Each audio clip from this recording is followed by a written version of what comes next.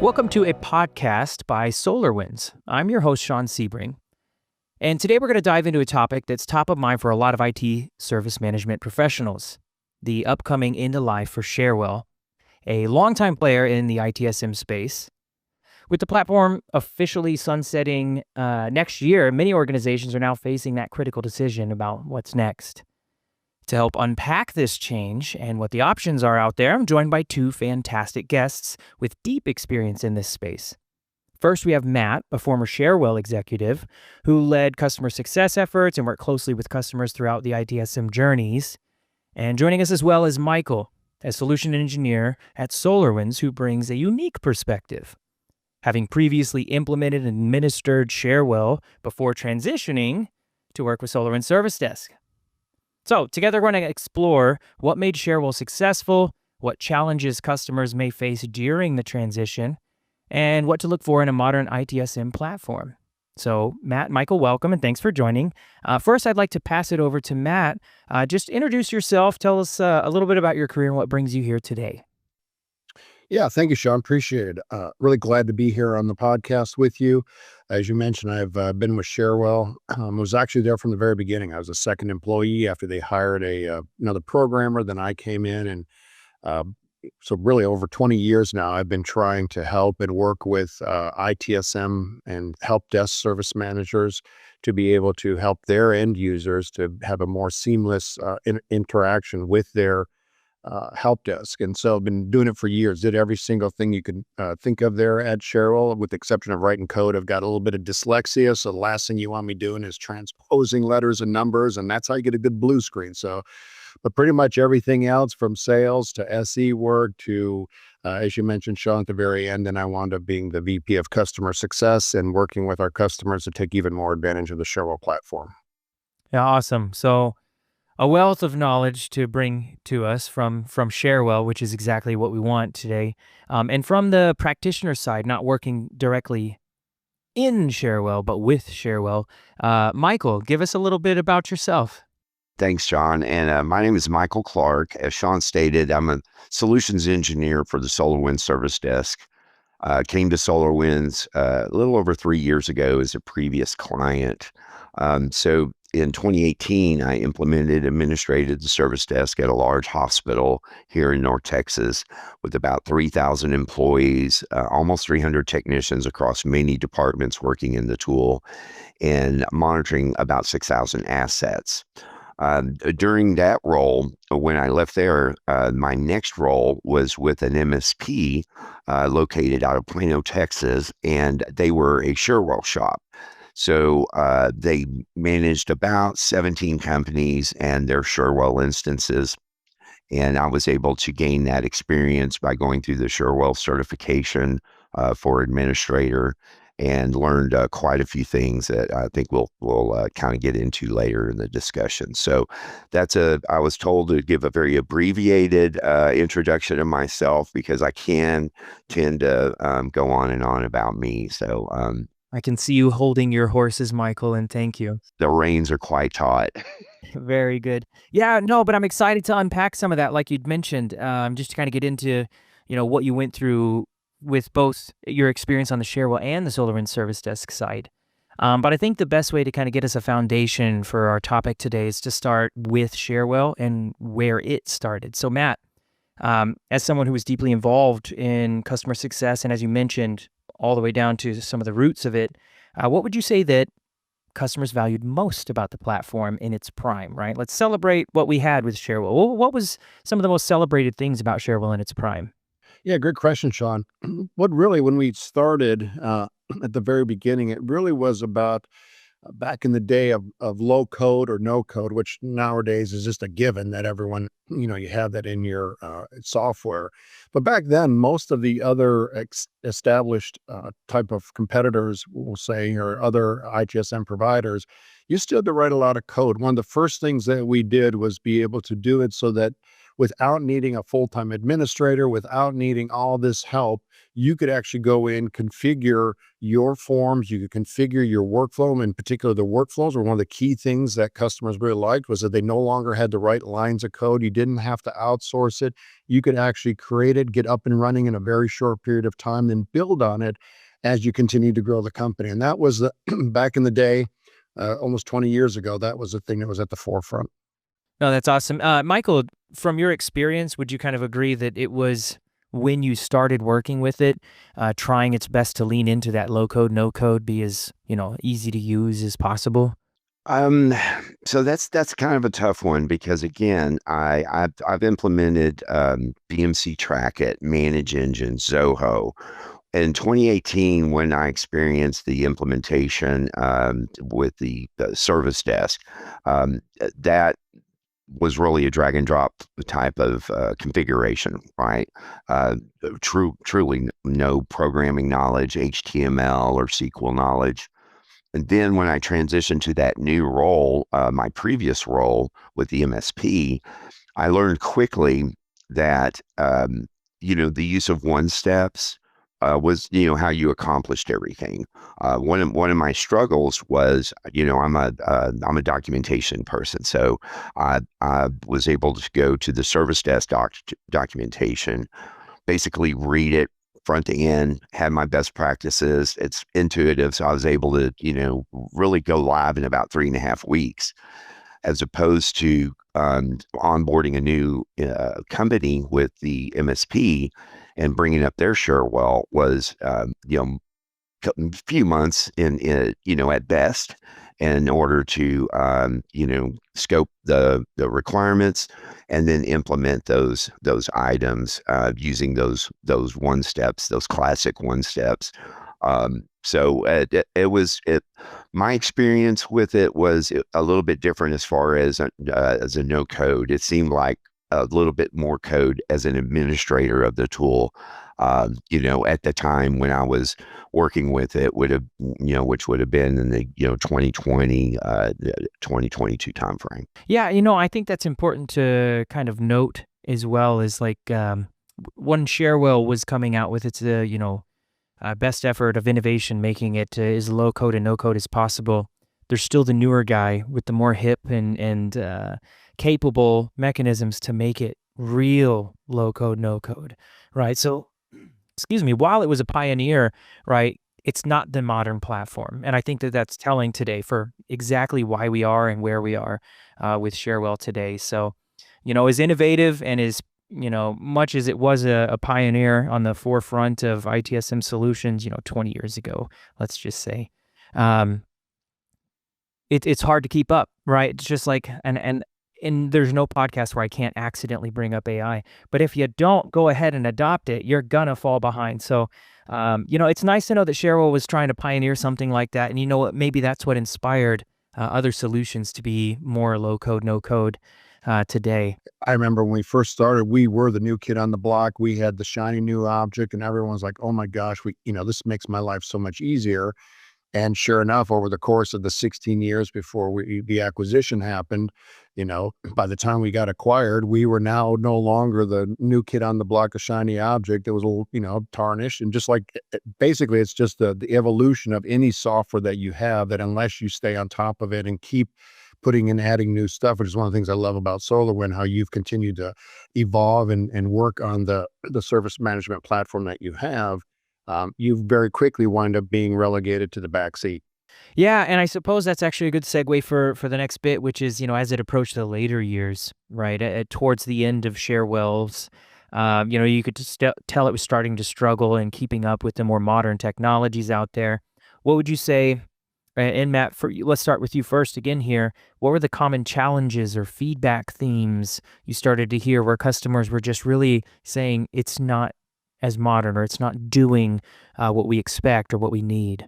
Yeah, that's a great question. I mean, we really, a lot of it came down to, we were staying very much a platform. And I often would tell customers, and even some of you maybe listening will remember me saying this to you, I would say to customers, the greatest strength of our software is also the greatest challenge. And that is, you can do anything you want with it. We literally we're giving you, again, it was back in the day, we literally had a platform that you could do every single thing you wanted. And what we began to realize was that customers didn't really want that. They wanted the power to be able to configure and make it tweak it for their specific thing, but they wanted a starting point. They didn't want a blank slate. Nowadays, it's a little bit different. As you just mentioned, Sean, with AI. I mean, I go out to Chat GPT, I can just type in a question, and it just spits out all the stuff for me. Well, that didn't exist, 20 years ago. And as it continued to go, people were saying, well, why can't, for example, the one steps that Michael talked about, why can't there be some AI tool that can automatically know that I need this and go create this for me versus me having to go and even then still drag and drop, but it's still a manual process compared to, today's world. And so I think where we really started seeing it was the lack of integration. I think any vendor out there, SolarWinds is a great example of, if you don't have a soup to nuts or beginning to end, however you want to look at it, where everything is integrated together, that's what people are after. They don't want to do the old, let's piecemeal 6 different applications together. We'll do some API calls in there and figure out how to talk. I just want something to put in and get it going. And that's where we had focused so much on the platform that the other stuff, that as people began to, lazy is not the right word, but they just began to have so much pressure on them to get stuff up and running very quickly, that it became more and more difficult. That what we consider to be easy, it's like, yes, but not compared to AI. I think TCO is a big piece of that, right? The expectation of total cost of ownership has been shifted significantly, where it was an expectation previously that we'll have to own a lot of the cost in managing this. As no longer the case. So when you were saying lazy, I completely understand. It was just a shift that the ownership cost should be on the vendor more than it should be on us as an organization, right? Why'd I get your product if I have to do most of the work? And that's a big way to look at it. Another way, I always use this analogy, and coffee is very relevant and easy to accept as an analogy for a lot of folks out there, but I don't want to have to own and run a coffee shop. Sometimes I just want to be able to press a button and get the coffee that I want, right? So, you go to your office and you've got this machine, you just press the button. That's real nice, right? Instead of going to a coffee shop where you also have to run it and staff it, right? You can get whatever you want there and they'll make it real nice, but you want to have that cost, right? It's one of my favorite ways to look at it. Yeah, and if I could jump in here just really quick, I think you started off the question talking about some of the challenges. So, the challenge that I found, I think I've got a really good example. So let's talk about it, like a scheduled recurring service request. So in the service desk, you create your custom catalog form for that request, and then you hit a button that says schedule, and then you pick your cadence once a month, once a quarter, once a week, twice a week, 3 times a week, whatever it is. Very flexible. Just click the calendar.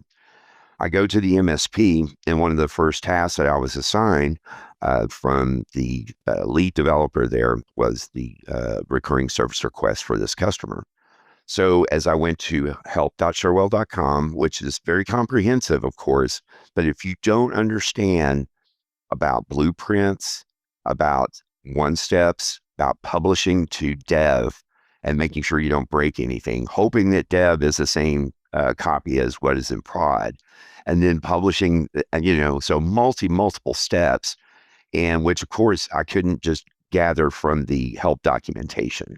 It just didn't really make a lot of sense to me. And I was looking more for that drag and drop and point and click functionality.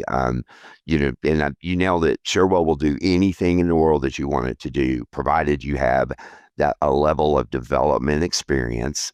Definitely, I consider myself a software SME of sorts. So depending on what the software is, whether it's financial banking systems or whether it's hospital EHRs, I can learn those software programs. And I could not for the life of me understand how to get a recurring service request to work at Cherwell until I went to the certification for the administrator certification for Cherwell. I went through that week-long class and earned that certification, and then realized, wow, I was missing about 4 steps in creating something that, we should be able to do very, a little bit easier.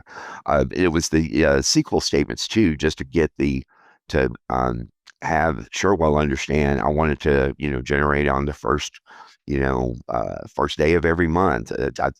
You would think that would be very simple, but it was a little bit more complex. So that was my challenge as an administrator, trying to deliver value to our customers with Cherwell. And it was just a challenge. So just wanted to share that little piece there. That's exactly where I wanted to go next. So, unless you have something else, you'd mentioned one example of time to value, right? It was weeks with SolarWinds Service Desk, whereas it was months with the Cherwell platform. That also, of course, depends on the complexity of the rollout. But while you were doing the rollout, the launch of Cherwell with that MSP, was there anything else that stood out to you that you'd want to bring up and just share with folks who, let's say, celebrate or commiserate on, here's what I experienced with Cherwell? Well, and again, one of the challenges is the different areas where you configure the different settings. A category or service category, subcategory. That was something I had to get used to. I came from category, subcategory, but this tertiary level is common, especially in the higher end solutions. Um, the the bidirectional API, that was extremely difficult because I guess the way it's done in Cherwell, you do the translation table all within Cherwell. It's just, and I'm no developer by any stretch at all. I was just a project lead over that API configuration, rollout, and support afterwards. So, again, it goes back to those blueprint changes.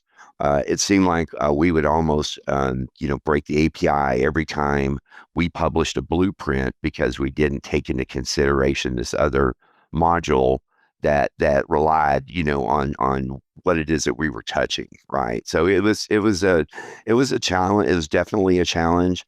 Again, props to Cherwell for absolutely being able to accomplish anything that any company wanted to do, provided that you had a developer on staff or a partner, to complete that type of configuration and support. Yeah, and that's that curse and blessing, Matt, you talked about, where it's you can do whatever you want, but the cost of ownership is going to continue to spike with your growing needs, I suppose, and your desire to innovate, right?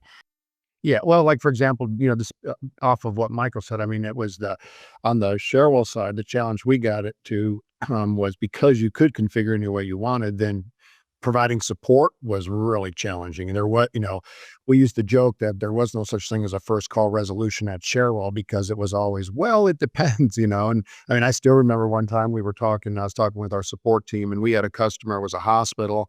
Again, you can do anything you want. Well, they had used Cherwell to actually build a secret Santa. Don't ask me all the details around it, but they called up our support desk and said, "Hey, we built this, secret Santa module, and this particular thing isn't running right." Well, you can't just say, "Oh, click here, and it should be running again." It's like, okay, we're going to have to dig into the guts of this and find out how you even configured, and so that was on our side. Then, as our customers did take advantage of the flexibility and of it, then supporting it became an issue because we could no longer just say, "Oh, well, just reboot or just hit these two buttons and it should work just fine," because we were looking at basically customization every single time. And that's even our first call resolution people were essentially professional service people. That's the kind of level that you had to have in order to work at our service desk. No, and when we talk about scale, you're spot on. Like, as an organization supporting the product, you can't scale with infinite numbers of use cases and builds on a platform. Yeah, and experience that same type of process when we would try to get support. So when I said that, my team, I was on the service management team at the MSP, and our lead was the lead developer. And of course, he developed things with his understanding of Cherwell. And so some of the things we would have to call on, especially like when he was out, out of the office, and something would happen and didn't have that resource to go to, we would call support, and just the the research that they had to do is almost like redevelopment almost. They had to have a basic understanding of what process A, process B, and what the result was for C.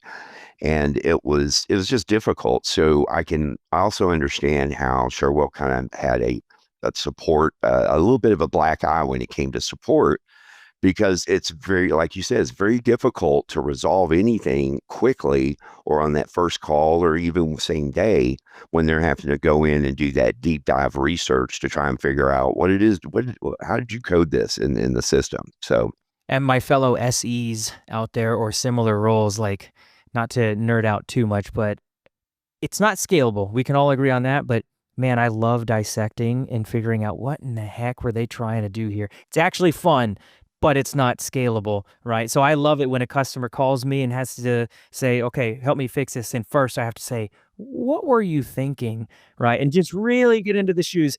But at the same time, yeah, it's not scalable. And it really actually can be frustrating for the customer to wait on you to do that research. So yeah, no, a great topic there. I suppose before we move away from that too much, we've mentioned out of the box a little bit, and Michael, you mentioned it at the start of one of your comments there. Um, in 2025 now, and this is going to change in the next 6 months, I'm sure, but give us your answer for now, Michael. What do you think is like something that should absolutely be essential from an out-of-the-box perspective for an ITSM platform, right? It just should be there. You shouldn't have to over-config. You shouldn't have to do coding, right? It should just be there out of the box. So I think that some of the things that would definitely help is basically some service catalog selections, for example. One of the things back in 2018 that was a challenge was I had the blank slate. So this was before Service Desk had sample data, sample categories and subcategories and sample catalog items. So creating those from scratch, that was a challenge. So I think that having some best practices, some of the heavy hitters, onboarding, offboarding for HR, hardware requests for IT, maybe even like an office move for facilities or plumbing issue, catalog items, something like that. I think that's important. And I hate to be the one to say it, but you already said it earlier today, is AI. I think that we really want to have some AI functionality to, look at the data, have actionable results through AI to help guide us in some of those best practices. Not, I have an ITIL certification, the previous 3 version. I have service management knowledge and training, appropriate healthcare training. And one of the things that, that we want to do with the service desk is say, you don't have to have a high level of technical capability in order to administrate, configure, and support the service desk for an organization. And so I think that the more that we can enable that, which I think we do a great job with it in service desk right now, but I think with the with the advance of AI functionality, to me that's just a personal thing of mine. I'm not just loving everything AI, but Well, I personally asked you, so great answer. Matt, anything to add on out of the box, like what should just be a no-brainer at this point? I think if we're looking at specific, the ITIL framework, if we'll put it that way, I think things, kind of back to what Michael said, things like incident and problem should be pretty, service catalog, that stuff should be out of the box, ready to go. I mean, yes, you might have to configure a little bit here and there. I think the one that, probably will never be there, although everyone would like it to be, is change management. It's just, in my experience, 95% of the time we implemented Cherwell, change management always changed. I mean, that's the one that, unless you just do a very basic, emergency change request is the only thing. But if you do anything beyond that, you are going to be configuring. So to me, it's like do the areas like incident problem, the areas that should be fairly straightforward and you don't have to think about, and then save your time and energy for those areas like change management that do require a lot more thought to be put into it. Beautiful. Yeah, and Michael, I agree on the AI, right? We talk about time to value. You mentioned, rollout periods. AI is just a monster when it comes to time to value, right? If you can pull in a little bit of data, which is a great topic because we're about to segue into migration. If you can just pull in a little bit of data from the past and the AI just tackles and eats that up and is ready to spit out some value, the day one, right? As soon as that ingestion's done, it's a winner. It's a winner. Okay, so with that transition, I think migration is a great next topic because, we've talked about Cherwell's strengths, weaknesses, right? It's an inevitability that migration will be necessary no matter what platform product you're going to next. So with Cherwell reaching into life next year, Matt, I want to ask you first, what are the biggest risks of delaying the migration, either for the technology or business continuity perspective? So a delay in this case, what urgency should we understand? Right now, I think a great deal of urgency. I mean, according to if I remember right, October of next year is when when it goes dead, basically. And so you basically have a year to try to make sure you've got everything in place. I mean, that includes everything from, paying, getting your support, all that kind of stuff that's up to speed. So I think the biggest challenge with delaying is you wait until the last second, and and not just the fact that you now have to try to renew, is that you can't even renew. Now you're stuck with a software that if something goes wrong, you are dead in the water. If anything happens, if back to Michael's thing, one thing you do one thing wrong, no one is going to be there to help you. And now you're sitting there with $100,000 piece of software that you can do nothing with. And so to me, that's the greatest risk I see, is that it is actually going dead. It's not just that it's bad support or low support. There's nothing there. Michael, what are your thoughts? For end of life, I agree with everything that Matt has said. Also, the other part of it is, preparing an organization's employee base or the user base for inevitable changes. That does require a little bit of breaking down that here's the way we've done it for years and years. And we actually, I talk to Cherwell folks almost weekly now that are looking at the service desk, and that's the biggest challenge is, well, we did it this way. And so you have to also, it's not just the data that has to be transferred, but it's the mindset of getting folks to adopt this new tool and embrace as much as possible that change, even though we all would rather not have change in many cases. But this is one of those inevitabilities that are just gonna have to happen. So the more that we can educate the user base as to here's the tool we're moving to, here's how you open a ticket, and here's how the portal's going to look. Here is the service catalog, and going ahead and getting that adoption as quickly as possible to allow for the smoothest transition possible in a time where it's exciting, but at the same time it's very challenging to implement a system from the ground up, especially going from years in many cases in one system to a completely new system. You're spot on. And again, I swear I didn't lead them with my pitch questions, but we're segueing perfectly here. This also is a good chance, we're about halfway through our episode, to mention that Matt was kind enough to help us with some content you guys can chase after the episode. There's 3 things. One of my favorites, well, I suppose my favorite of the 3 is top 10 best practices for migrating off Cherwell. And Michael kind of mentioned some of those, but the other 2 pieces would be detailed checklist, right? Checklists are always nice, just so you feel like, okay, I've met what I need to meet in order to accomplish this migration. And then what Michael had just mentioned was internal strategic considerations, right? The communication, the preparation, right? What is key to us? What do we need to prioritize? And something else that's not specifically called out in those is just the mindset, which Michael called out. Mindset, I think, is one of the biggest things, because instead of looking at this as just a strong arm force of we have to do something, look at it as an opportunity, right? It's an opportunity for regrowth. Some people call it scorched earth, which is a little bit darker of a way to look at it. But really, it's an opportunity to rebuild and do it with more future mindset at the forefront, right? So a great segue for us. And really what I wanted to expand on, and Michael, since you spoke last, we'll go back to Matt. When we're looking at alternatives, what do you think that should be prioritized when they're looking for that next ITSM solution, right? And we already know they're coming from Cherwell in this conversation. What should be a key priority for someone looking for that next solution?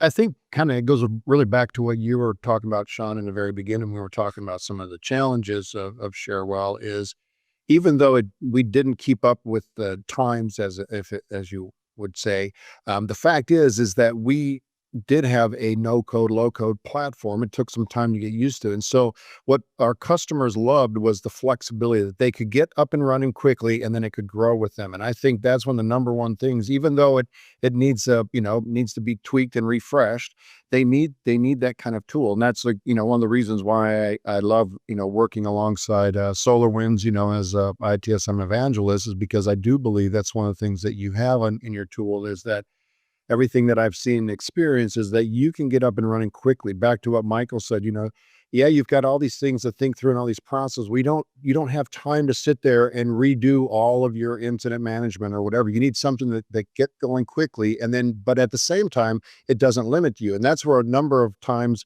you'll find as you're looking at other vendors out there, one of your challenges you can run into, you've got to look at not just the immediate, can I get up and running, but is it going to serve me long-term? I look at it, it's kind of like buying a sports car, and I never thought about the fact that I was going to have a family later. And now I'm sitting here trying to figure out why I have to stick the car seat in the trunk because it's only a 2-seater. Well, I didn't think about long-term that I was going to need a different vehicle. And I think that's one of the key things is find products out there. As you're looking at vendors, find a vendor that still gives you that ease of configuration that has, taken it to the next level where it needs to go. But at the same time is simplistic enough and easy enough that you can get up and running very quickly and start using it without having to sit there and go through all the configurations that are needed before you finally can flip the switch. Michael, do you want to add there? Yeah, we that same type of thought process when implementing the service desk back in 2018. I tell states to start where you are, start simply.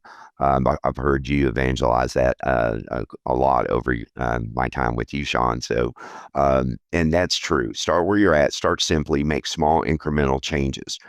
So with the implementing of a entirely new system, one of the things that we did is we looked at our heavy hitters. Instead of recreating every service catalog that was in the previous system, we looked at our 6-month trend. What did we work the most?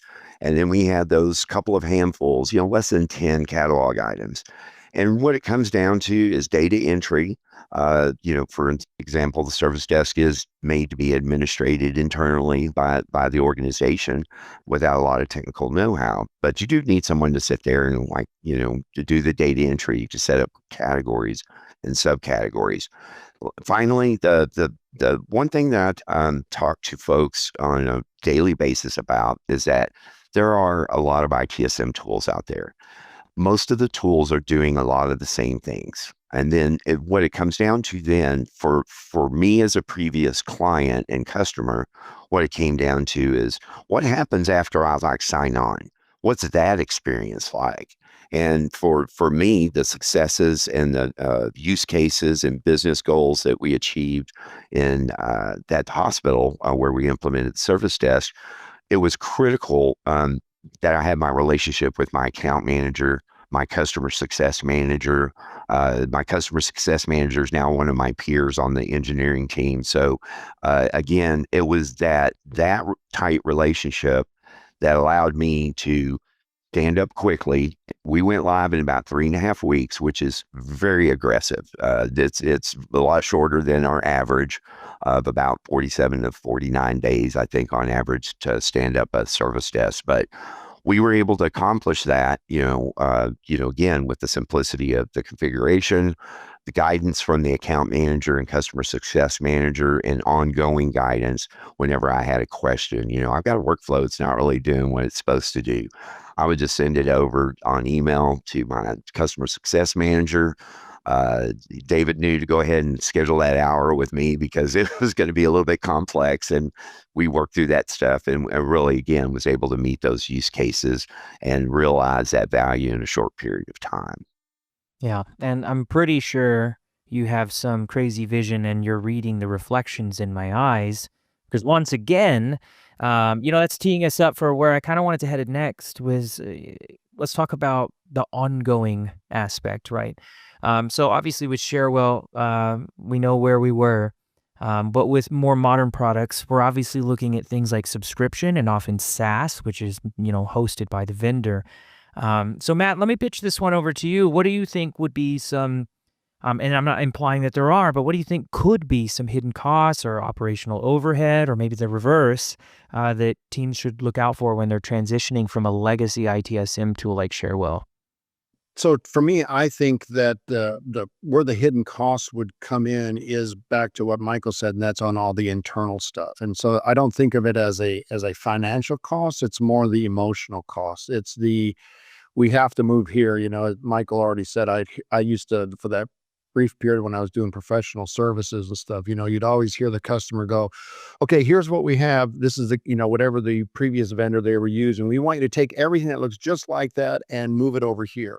We don't want to have to do the emotional costs. We don't want the time and energy that it takes, those costs, to actually rethink and redo what needs to be done when you have this opportunity. You'll hear a lot of vendors out there, or at least a number of them, often talk about how, oh, with the click of a button, we can just take all of your stuff that you have in Cherwell and move it over to whatever our particular tool is. That doesn't really work. I mean, yes, there might be something that can pick and choose some stuff, but the reality is there is going to be a cost from a time perspective, from an emotional investment to go in there and have that willingness to say, okay, we need to look at this again and then decide whether or not we want to use this. Do we not want to use this? And so I think too often when companies think about cost, they think about, do I have to spend extra money on, consulting and all this kind of stuff? I think it's more those emotional and those time costs that you have in terms of going through the change versus the actual cost of the professional services or the tool itself. As Michael brought up, and then you just echoed again, that's that mindset, right? It's a mindset. And I see it all too often as well, right? Being in pre-sales and having implemented it myself, is it needs to look and do exactly what I want it to look and do, based on how I used to see it look and do. And it's like, come on, instead, let's think about what do we need to have done?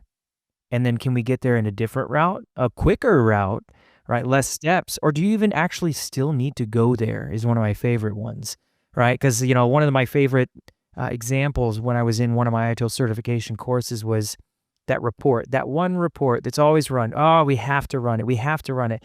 And then at the end of the day, you're like, wait, who gets this report? Let's say you find them. You might not even find out who needs that report, but let's say you find them and then you say, hey, what do you use this report for? They're like, I don't know. I just have always had it and I like to look at it sometimes.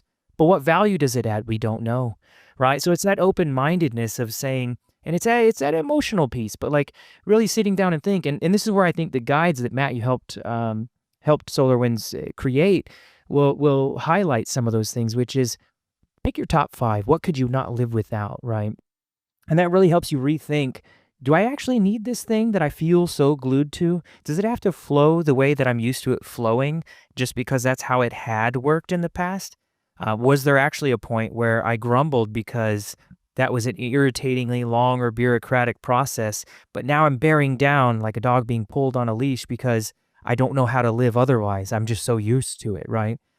So I love that you mentioned the emotional cost, because I couldn't agree more. Like, finance is pretty black and white. It's either an approved budget or it's not. But the emotional cost is deciding what would be best and strategic, right? What would make sense? How can we plan? Yeah, really great way to put it. Well, and it feels like everybody has their favorite, whatever it is, and there's no way in God's green earth they're going to give that up. And it's like, and I mean, I would challenge all of you listening, go look at your service catalog and honestly look at all the items in your service catalog. How many of those are actually still relevant in today's world? I mean, I guarantee you some of these catalogs have been, not just Cherwell, just period. I don't care, what product you're using, I guarantee you've got some of you out there have service catalogs that have items in it that you have not touched in 2 or 3 years because that is not how the world operates anymore. And yet we just are, well, nope, we got to have that in there because I own the service catalog, type of thing. And so that it is that emotional giving stuff up. It's taking the time to look through all the stuff. And unfortunately, you can't put a dollar amount on that. Michael, again, costs or overhead, the lack thereof. What do you think when you're moving away from a legacy system like Cherwell? What would you share with the listeners? So one of the things that helped us, and at the hospital when we implemented the service desk, it was a Cherwell that we moved away from, but it was another system, very popular ITSM system. So the thing is that as the time went on, people stopped using the old system. They stopped entering tickets. They started shoulder tapping folks in the hallway. They called their favorite tags. When you're dealing with 3,000 employees and there's, many different systems in play at the hospital, of course. And so a lot of issues, being reported. If everyone's just calling, their technicians and not following a process, there's no way to track that work. There's no way to say, wait a minute, we may need, to hire a couple of more technicians, or, we just need to, standardize some processes for our users. One of the biggest things that helped us through the implementation of the service desk, which again, met initially with some resistance because it was a change, but it was leadership. I mean, from the board down, it was like, this is our tool that we've invested in. This is the way that we are going to track and support all of you. So we need you to follow some processes. So it's I think that, in order to get that return on value more quickly, it's just, spend that time, have that executive leadership support and behind the project and the initiative, and then just gentle coaching. It's a huge change and we get it. And so it's just a matter of, implementing, start where you're at, keep it simple, and then make those incremental changes and increase that value over time. And sure enough, at some point it becomes a tool that, no one can do without. People couldn't do without the portal. Once they got used to it after a few months, the water company shared the cable, the fiber in the street for AT&T, and we lost all our internet, and everybody lost their mind that they couldn't get to the portal to report that the internet was down. So, but again, going back to the cost, it's, there's going to be cost with any of the systems that you choose to move from. So the inevitability's there, and now it's a matter of finding, the comfort level, the right system, for your organization, and and then having that after we sign, what's that look like? What's that life look like? That day-to-day operational status, and then just making sure and having those conversations with all the vendors that are, chomping at the Cherwell user base or, customer base, trying to get that, get those folks to adopt their systems. Have that conversation about what does it look like after I sign, because you can have all the cost up front, but if you figure out, wait a minute, my support, it's a day delayed because everything is maybe not, located, a support team, locally or even, within, central or eastern time frame. So, just as an example. I think my favorite thing there is what you started with, the stakeholder buy-in. To me is a big one, right? If leadership's not an advocate, if they're not committed to the decision, right? If they're just saying, go make it happen, and then not participating in the migration in some form or fashion themselves, then yeah, destined to fail. Well, I think this has been good so far. So for a final question, I think, before we close out, and Matt, we'll start with you. For Cherwell customers out there who are listening and evaluating what's next, let's give some final advice to help them feel confident in making a nice future-proof decision. What would you say? Yeah, I mean, as somebody obviously who literally grew up with the product and spent most of my career, sales career in and customer success career there, I would say, the number one thing is, first of all, don't wait. I know it can, again, back to, we know all the challenges. I can feel like sometimes that can be overwhelming, and you don't want to do it until you absolutely have to. If you wait until you absolutely have to, it'll be too late. And so my encouragement is to start now. You've got about 18 months or so, maybe a little bit less, but right around, got about a year and a half. And I know that can feel like, oh my gosh, we'll deal with that later. Don't. Get started now. That'd be the number one thing. The second thing I would say is, there are a lot of good vendors out there. There's, it's always been ITSM is one of those solutions. There's always been vendors around. There's a lot of new vendors that have shown up. And as we've said, they offer, they're the new shiny objects. But I would encourage you, as you're looking at products out there, again, as we've said, find something that can get you up and running quickly, and knowing that you're in good hands. I think Michael hit the nail on the head. Too often we look at the tool. And I used to, when I would start my sales calls, I'd always say, hey, look, there's 300 vendors out there. And I think there are probably about that many globally.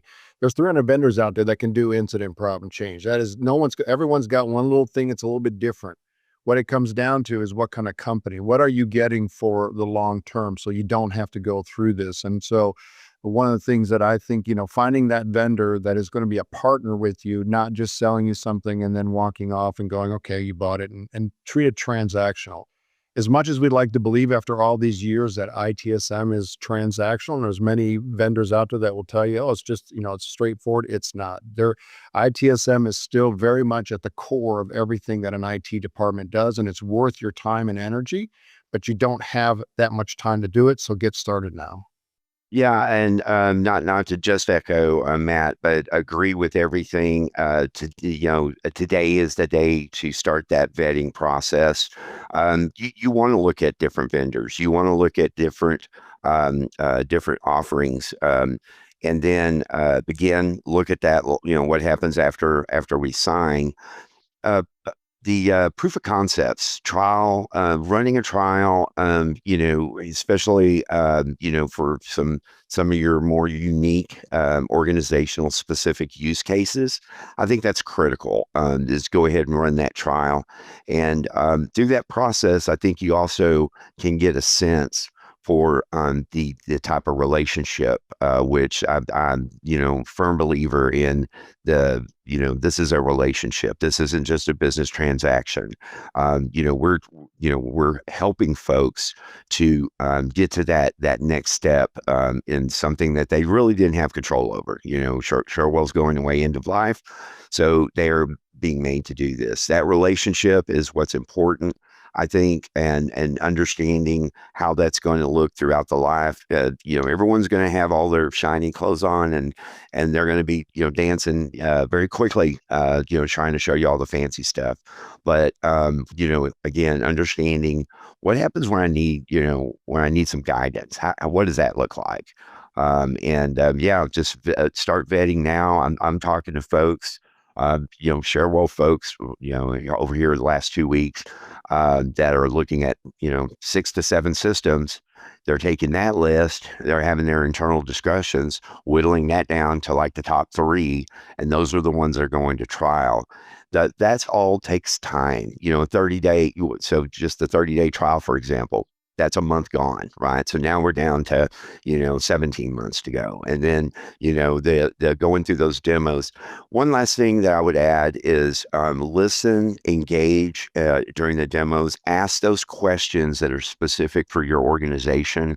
Make sure you understand what these different systems cannot do, or can do, maybe with a workaround or with an integration, for example.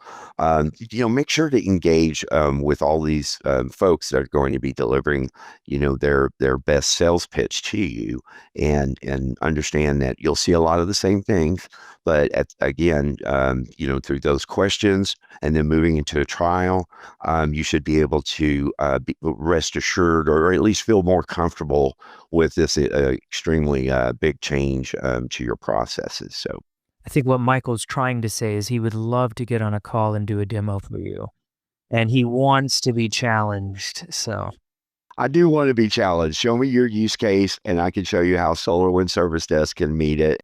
Well, man, this has been super insightful, super helpful, super educational, and honestly, just a genuinely fun topic. I love talking ITSM with anybody, and what a relevant topic today. So that's going to wrap our SolarWinds podcast episode today. And a huge thank you to both Matt and Michael for sharing their insights into Cherwell's evolution, upcoming into life, and what IT should be thinking about as they plan their next step. So thanks, guys. No, thank you, Sean. I really appreciate it. And, if any of you listening out there, whether you're a Cherwell customer or not, I would love to be able to chat with you about migrations and, all sorts of things. As Sean mentioned, I've worked with SolarWinds to put a couple of collateral pieces together. Would love to share those with you. So feel free to reach out and would love to connect with you and help if I can. Yeah, and thanks so much for having me on with Matt. Matt, good to see you again. Sean, always good to see you.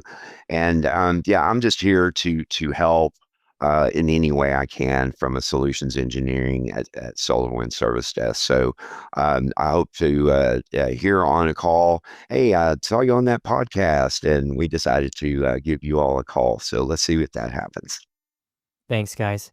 So if you're currently using Cherwell and considering your migration options, we hope today's conversation gave you some helpful perspective on both challenges and opportunities ahead. And don't forget what Matt said. Alongside the episode, we're sharing some helpful written resources to support the migration planning, so be sure to check those out.